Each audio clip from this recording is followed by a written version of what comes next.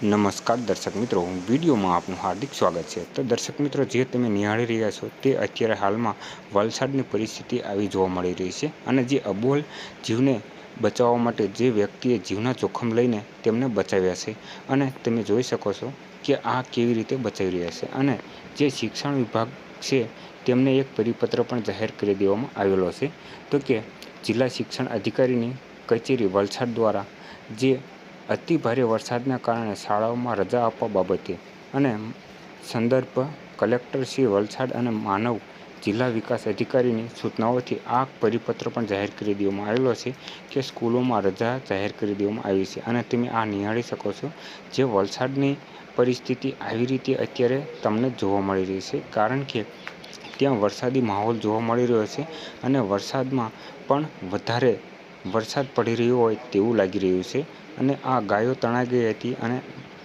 વ્યક્તિઓએ બચાવ્યા। તો આવા જ વિડીયો જોવા માટે જો અમારી ચેનલ ઉપર નવા હોય તો સબસ્ક્રાઈબ જરૂરથી કરજો। આભાર મિત્રો, મળીશું ફરી એક નેક્સ્ટ વિડીયોમાં।